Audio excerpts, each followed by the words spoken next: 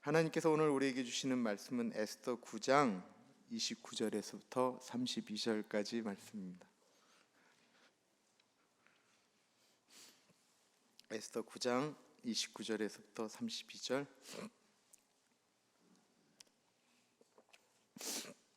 하나님의 말씀 받들어 봉독할 때에 살아계신 하나님의 음성을 들으시기 바랍니다.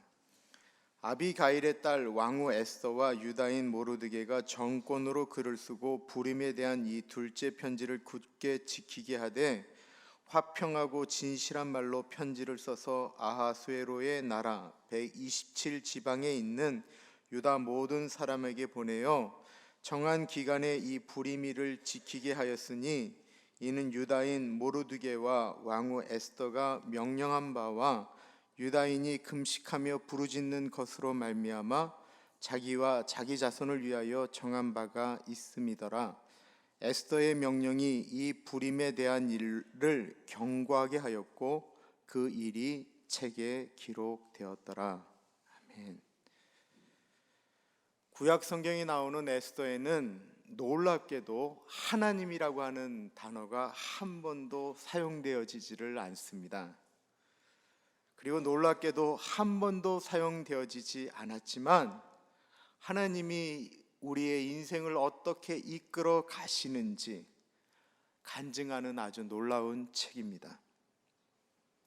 에스더의 하나님은 안 나오시지만 에스더와 이스라엘 민족을 이끌어 가셨던 것처럼 하나님은 우리 눈에 안 보이시지만 하나님은 우리의 인생을 이끌어 가십니다.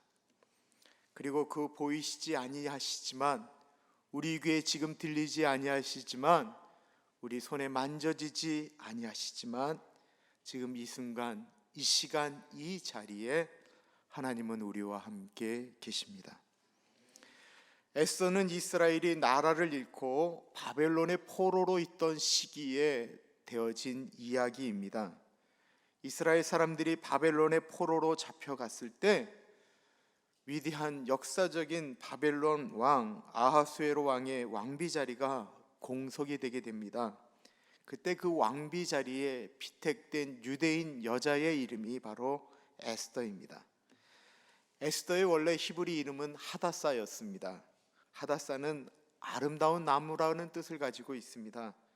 그런데 에스더라고 하는 그 페르시아 바벨론의 이름은 별이라고 하는 뜻입니다. 스텔라라는 것입니다.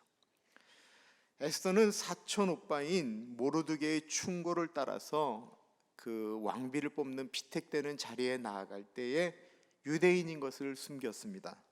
그리고 하나님의 은혜로 왕비가 되었습니다. 당시 바벨론의 총리는 아각 사람인 함무다다의 아들 하만이었습니다. 이 하만은 이스라엘의 초대 왕이었던 사울 왕이 순종하지 않고 살려주었던 아말렉 족속 아건 왕의 후손입니다. 아말렉 사람들은 이스라엘 역사에 보면 이스라엘을 너무나도 많이 괴롭혔었습니다. 그래서 이스라엘이 아말렉과 전쟁할 때 하나님은 사울 왕에게 꼭 승리를 주시겠다고 약속하셨고 너는 아말렉의 왕 아각과 온 아말렉 족속을 진멸하라고 명령하셨습니다. 그러나 사울 왕은 그 말씀에 불순종하였습니다. 사울 왕의 불순종의 결과가 560년이 지난 후에 불행을 낳게 됩니다. 이 총리 하만은 자신에게 종교적인 이유로 머리를 숙이지 않는 모르드게를 미워하게 되었습니다. 사실 모르드게는 왕에게 반란을 일으키려는 이 사람들을 고발하여 왕을 위험으로부터 구한 인물입니다. 그리고 이제 왕비가 되는 에스더의 사촌 오빠입니다. 그러나 모르드게가 왕비의 사촌 오빠인 것을 모르는 하만은 종교적인 이유로 자신에게 머리를 숙이지 않는 모르드게를 죽이겠다고 결심을 하였습니다. 그리고 모르드게뿐만 아니라 온 바벨론에 사는 모든 유대인들을 다 죽이려고 왕에게는 허락을 받았고 그날을 어느 날로 정할까 정했던 그날이 바로 아달월, 오늘날로 말하면 12월 13일입니다. 이 날을 정할 때 하만은 자신의 의지로 그날을 정한 것이 아니었습니다. 바로 제비를 뽑았던 것입니다. 한 민족을 죽이는 날을 제비를 뽑아서 정한 것입니다. 그날이 되면 이스라엘 백성은 왕의 명령에 의해서 한 사람도 빠짐없이 다 죽임을 당해야만 했습니다. 이 사실을 알게 된 모르드게가 왕기비가 된 에스더에게 기별을 합니다. 네가 나서야 된다라는 것입니다. 모르드게가 그를 시켜 에스더에게 화답하되 너는 왕궁에 있으니 모든 유다인 중에 홀로 목숨을 건지리라 생각하지 말라. 이때에 내가 만일 잠잠하여 말이 없으면 유다인은 다른 데로 말미암아 노임과 구원을 얻으려니와 너와 내 아버지 집은 멸망하리라. 네가 왕위의 자리를 얻은 것이 이때를 위함이 아닌지 누가 알겠느냐. 그러나 당시의 법은 왕이 부르지 않으면 왕비도 왕에게 나아갈 수가 없습니다. 만약 부르지 않았는데 왕 앞에 나아갈 때 왕이 본인이 가지고 있던 금으로 만든 이런 그 매듭 같은 그 지팡이를 명령받지 않고 나온 사람에게 내밀면 살지만, 그렇지 않으면 왕비라도 왕자라도 죽임을 당해야만 했습니다. 그때 에스더가 3일 동안 금식을 합니다. 그리고 모르드게도, 그리고 온 모든 이스라엘 사람들에게도 금식을 부탁합니다. 에스더 4장 16절은 유명한 말씀입니다. 당신은 가서 수산에 있는 유다인을 다 모으고 나를 위하여 금식하되 밤낮 3일을 먹지도 말고 마시지도 마소서. 나도 나의 시녀와 더불어 이렇게 금식한 후에 규례를 어기고 왕에게 나아가리니 죽으면 죽으리이다 하니라. 그리고 에스더가 3일을 금식하고 왕에게 나아갔을 때 왕이 그 에스더를 보면서 너무 마음이 좋아서 금유를 이렇게 내밉니다. 그러면서 얘기합니다. 여보, 당신의 소원이 무엇이요? 내가 나라의 절반까지라도 주겠어. 그때 에스더는 이런 소원을 얘기합니다. 내가 베푸는 잔치에 왕과 국무총리 하만 장군이 나아오기를 원합니다. 그런데 그 초대받기 전날 왕이 잠이 오지를 않아서 나라의 중요한 일을 기록한 궁중일기를 읽다가 모르드게가 반역하라는 사람들을 고발하여 왕을 살린 적이 있다라는 사실을 그때서야 알게 됩니다. 모르드게가 정작 좋은 일을 했을 때는 아무런 상도 내리지 않고 있다가 몇 년이 지난 후에 모르드게를 죽이려고 국무총리 하만이 계획을 다 잡았을 때 왕이 그것을 발견하게 된 것입니다. 우리는 살면서 우리가 원하는 날이 있습니다. 우리가 원했던 그날이 있습니다. 내가 수고하고 애쓰고 노력하고 희망했던 그날입니다.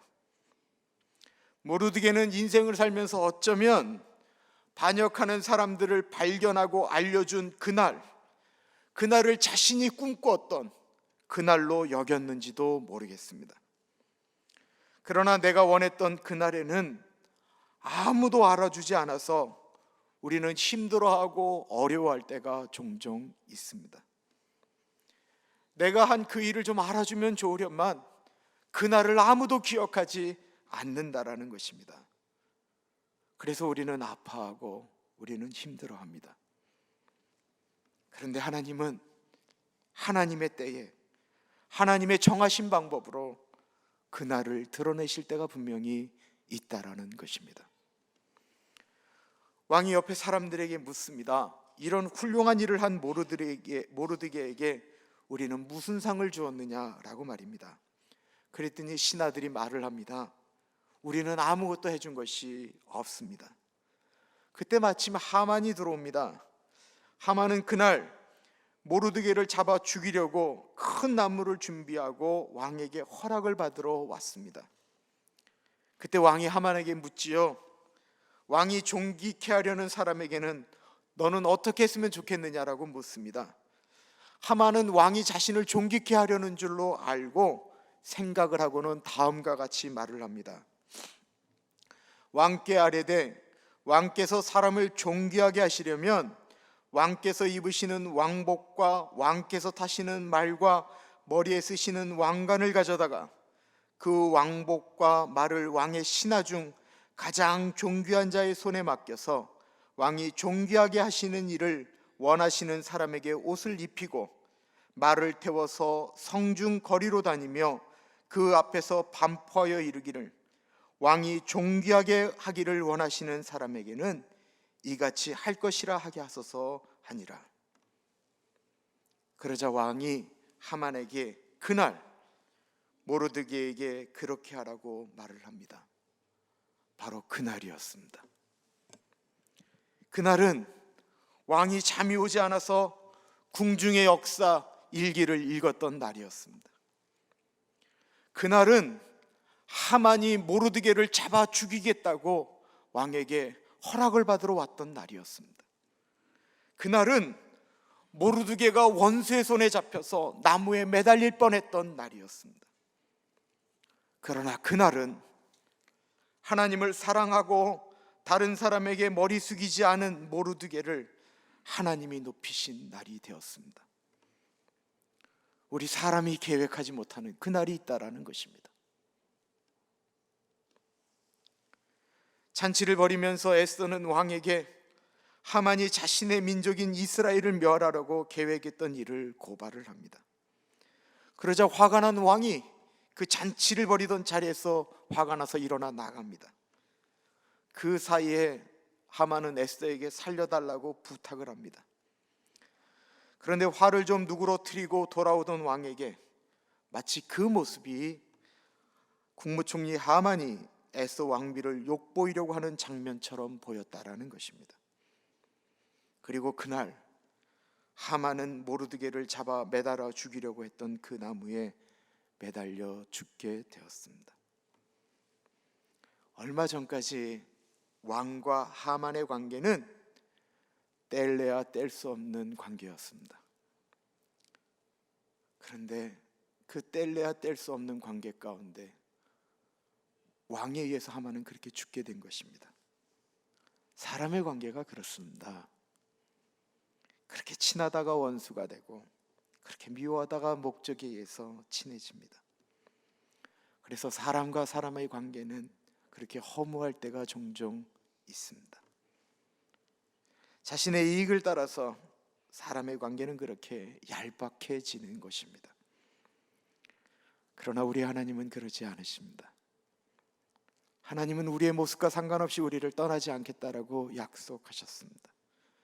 우리를 고아처럼 버리지 않겠다고도 말씀하십니다. 우리는 하나님과 손을 잡을 때가 있지, 하나님의 손을 놓을 때가 있지만 하나님은 한 번도 우리에게 잡은 그 손을 놓으신 적이 없으십니다. 정글에서 에스더를 묵상하면서 강명관 선교사는 사랑을 주었는데 배신하는 원주민들 때문에 아파했습니다. 자신들 임의대로 선교사 창고문을 뚫고 들어와서 기름을 훔치고 선교사를 이용하는 것을 경험하면서 기다리고 인내했던 것은 그들이 덮어놓고 사랑스러워서가 아니었다라는 것입니다.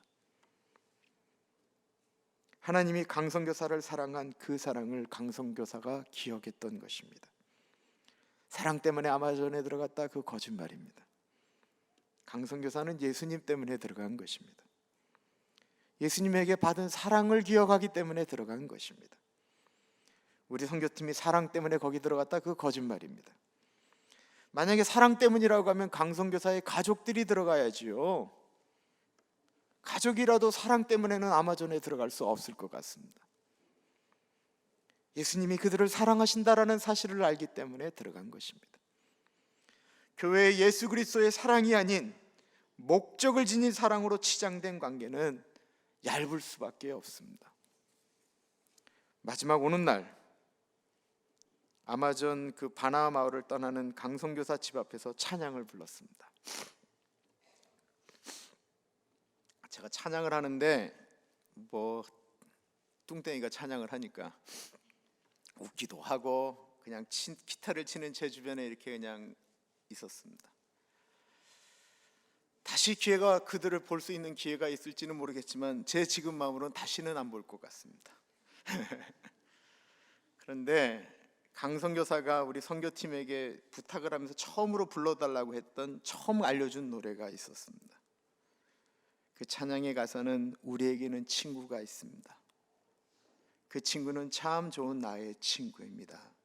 그 친구의 이름은 예수님입니다. 그 찬양을 부르는데 예수님이 나의 친구가 되어주셨다라는 사실이 갑자기 마음에 절절하게 다가오기 시작했습니다. 사랑하는 형에게 예수님이 친구가 되어주셔서 여기까지 왔구나 생각하니 가슴도 아팠습니다. 그리고 나의 친구가 되어주신 예수님이 그 바나와 분들에게도 친구가 되어주기를 원했습니다. 갑자기 그분들이 조용해지기 시작했습니다. 그들에게 친구가 있습니다. 우리에게 친구가 있습니다. 변하지 않는 친구 예수님이 계십니다. 우카우아 후파카우아 노파카우아 노파카 우아 노파카 우카우아 와타파 우아 노파카 이노하마카 예수 이노 예수 아마카 이노 예수 아마카 이노 아마카 예수 이노 예수 아마카 이노 예수 아마카 이노 아마카 예수. 모르드게가 하만을 대신해서 총리가 되고 유대인들은 자신을 죽이려고 했던 그 아달월 13일과 14일에 대적들을 다 죽이게 됩니다. 오늘 본문은 원수가 이스라엘 사람들을 죽이려고 했던 그날이 반대로 원수를 죽이고 난 후의 이야기를 기록하고 있습니다. 29절에 보십시오. 아비가일의 딸 왕후 에스더가 유대인 모르드게가 정권으로 글을 쓰고 부림에 대한 이 둘째 편지를 굳게 지키게 하되, 29절에 보면 부림이라고 하는 단어가 나옵니다. 이 부림은 한국말로 바꾸면 제비들이라는 뜻입니다. 날아다니는 제비가 아니고요, 제비 뽑기 할 따의 그 제비입니다. 하만은 이스라엘 사람들을 죽이기 위해서 그날 제비를 뽑았다고 말씀드렸습니다. 제비를 뽑았던 날이었기 때문에 부림절입니다. 사실 그 얼마나 무서운 날입니까? 힘을 가진 사람이 힘없는 사람의 목숨을 빼앗아 가는 날을 제비를 뽑아서 정했던 날입니다.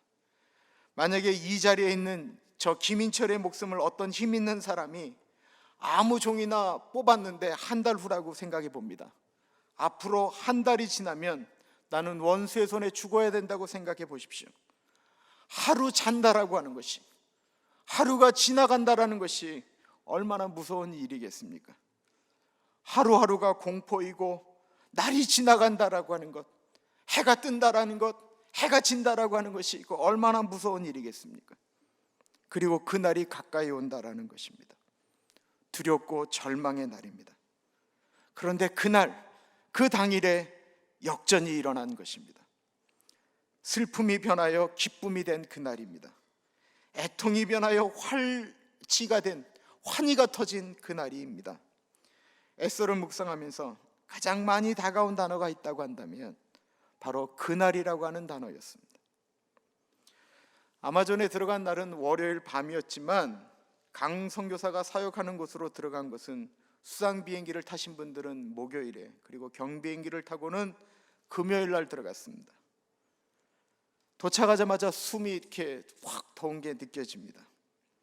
비행기 일정 때문에 같이 간 김영준 선생과 사모님 그리고 저희 집사람은 하루 만에 나와야 했는데 그 얼굴에 깃든 행복을 잊지를 못하겠습니다.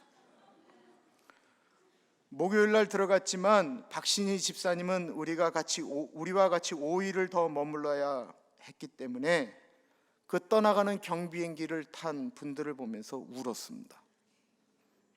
저는 하루 만에 후회했습니다. 왜 내가 여기서 5일을 머문다라고 이야기했을까? 제가 거기서 5일을 견딜 수 있었던 것은 그 다음 주 화요일 5일만 지나면 그날이 오기 때문이었습니다. 이미 정해진 그날이 있기 때문에 저는 견뎠습니다. 그날이 온다라는 사실을 안다라는 것은 감격이었습니다. 이스라엘 민족이 우리가 죽게 되는 날, 하나님이 우리의 인생을 역전시킬 것이다라는 사실을 알았다면 그들은 두려움으로 기다린 것이 아니고 기대하면서 그날을 기다렸을 것입니다. 그러나 이스라엘 백성들은 그날을 몰랐기 때문에 울고 머리에는 죄를 뒤집어 쓰고 통곡하며 아파했습니다. 그날에 하나님이 어떻게 하실지 몰랐기 때문입니다. 강명한 선교사 부부를 보면서 안타까웠던 것은 그날이 기약될 수 없다라는 것입니다. 그날 하나님이 모든 것을 다 이기게 하시고 승리케 하시는 그날이 오면 좋으려면 선교사가 그날을 알 수 없다라는 것입니다. 그날이 언제인 것을 조금만 정확히 안다고 한다면 더운 것도 인디오의 배신도 벌레에 물리는 것도 견딜 수 있는데 그날이 언제인기를 모르기 때문에 아파합니다. 오늘이 지나면 다른 내일이 오는 것이 아니고 오늘을 견디었는데 내일도 견디어야 된다라고 하는 사실에 변함이 없습니다. 그래서 에스더를 같이 묵상하면서 아파했습니다. 하나님, 과연 그날이 옵니까? 불행하게도 그날은 우리가 정할 수가 없다라는 것입니다. 부름, 제비를 뽑았듯이 우리는 알 수가 없습니다. 그러나 우리의 인생에도 하나님이 뽑으시는 불임절, 우리의 날이 분명히 있다라는 것입니다. 그날은 분명히 있는데 우리만 아직 모른다라는 것입니다. 우리의 인생 가운데 하나님 그날이 옵니까? 우리는 보지 못하기 때문에 아파하고 답답해하고 모르기 때문에 힘들어하지만 하나님이 계획하신 그날은 분명히 있습니다. 30절 31절 보면 화평하고 진실한 말로 편지를 써서 아하수르의 나라 127 지방에 있는 유다 모든 사람에게 보내어 정한 기간에 이 불임절을 지키게 하였으니 이는 유다인 모르드게와 왕후 에스더가 명령한 바와 유다인이 금식하며 부르짖는 것으로 말미암아 자기와 자기 자손을 위하여 정한 바가 있음이더라. 모르드게와 에스더는 민족이 죽을 뻔했던 그날이 지나고 나자 편지를 씁니다. 온 이스라엘 사람들에게 그날을 기억하라라는 것입니다. 절망과 두려움에 쌓여있던 그날을, 그 환희의 날을 기억하라는 것입니다. 편지를 쓸 때 화평하고 진실한 말로 썼다고 했습니다. 이 말은 간절하게 썼다라는 것입니다. 이 말은 잊지 말아야 된다라고 썼다라는 것입니다. 이 말은 꼭 기억해야 되는 날이다라고 쓴 것입니다. 죽을 뻔했는데 살아난 날이기 때문에 그렇습니다. 시간이 지나면 후손들은 잘 모르게 될 것입니다. 그날을 위해서 에스더가, 모르드게가 온 이스라엘 백성이 목숨을 걸고 금식했다라는 사실을 잊어버릴지 모릅니다. 그냥 한날 축제의 날인가 보다라고 할 것일지도 모릅니다. 그래서 자세하게 그날의 일을 기억하고 후손들에게 가르쳐 주라고 말을 합니다. 2주간의 선교관에 있었던 이야기들을 일기로 적었더니 정확히 30장이 되었습니다. 개인적인 선교 일기입니다. 선교 일기를 기록하는 이유는 잊지 않기 위해서입니다. 그때 느꼈던 것을 기억하고 싶은 것입니다. 물 한 잔이, 얼음 한 조각이 얼마나 그리웠는지를 기록했습니다. 5일 동안 조금이라도 시원한 물을 먹어보지를 못했습니다. 물이 없어서 2바가지로 샤워를 했습니다. 기록해 두지 않으면 금방 잊어버립니다. 그러나 기록해 두고 읽으니까 마치 그 현장에 있었던 것처럼 생각이 납니다. 오늘 주일날은 무엇입니까? 예수님이 우리를 위하여 십자가를 지시고 부활하신 그날입니다. 이날은 우리에게 은혜 받는 은혜의 날입니다. 예수님이 우리를 살리시기 위하여 사망의 권세를 깨고 나온 날입니다. 그냥 우리가 단순히 예배드리는 그런 의미 없는 날이 아닌 것입니다. 우리 인생에는 또한 기억할 만한 은혜의 날들이 분명히 있었을 것입니다. 그 기억이 우리의 몸에 완전하게 기억이 되어지면 아마 우리의 앞날의 미래는, 인생은 달라질 것입니다. 유도 선수에게 들은 이야기가 있습니다. 어떤 기술이 몸에 배이려면 1000번 이상을 계속 반복해서 훈련을 하게 되면 그 상황이 되어지면 저절로 그 기술이 들어가게 된다고 합니다. 우리의 인생을 보면 예수님이 우리의 인생에 엄청난 은혜를 부어주신 날이 있습니다. 그런데 불행하게도 우리는 그날을 기억하지 않고 또 똑같은 어려움을 겪게 되면 과거에 우리에게 행하셨던 그날의 그 하나님을 붙들지 못하고 두려워합니다. 그러나 그날을, 그 일을 기억하게 되면 별로 놀랍지 않다라는 것입니다.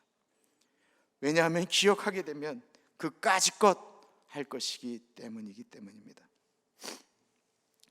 불임절은 지금으로부터 정확히 2500년 전에 이스라엘에서 있었던 일입니다. 그리고 이스라엘 사람들은 우리가 잘 아는 것처럼 2000년 동안 나라 없이 살았습니다. 무려 2000년입니다. 그런데 지금도 그들은 이스라엘의 명절로 이 불임절을 지키고 기념하고 있습니다. 이스라엘의 수많은 절기 중에 제일 행복한 날로 가르친다라고 합니다. 학교가 지금도 이 불임절은 쉽니다. 그것이 어떻게 가능합니까? 계속해서 가르치고 또 가르치고 자세하게 친절하게 전달해 주었기 때문입니다. 그리고 그들은 기억합니다. 2500년 전에 우리 민족에게 행하신 그 놀라운 역전의 은혜를 오늘 우리에게도 행하신다라고 믿는 것입니다. 성경이 기록된 목적이 무엇입니까? 2000년 전에 다시 부활하신 그 예수 그리스도는 지금도 살아계신다라는 것입니다. 우리와 영원토록 함께 하신다라는 것입니다. 우리는 우리에게 임하였던 그날의 주님의 은혜를, 그날의 간증을 우리 자녀들에게 전달해 주어야 합니다. 그래야 그들도 기억하고 그들도 그 은혜를 사모하게 될 것입니다. 혹시 아직 그날을 맞이하지 못하셨습니까? 너무 아프기 때문에 나에게 그날이 올까 두려워하고 계십니까? 그날이 옵니다. 하나님이 준비하셨습니다. 과거의 그날을 기억하지 못하고 계시지는 않으십니까? 오늘 기억해내 보십시오. 우리 어머니를 줄로 좀 써보십시오. 그날을 기도하고 기대하고 기다리는 우리 모두가 되시기를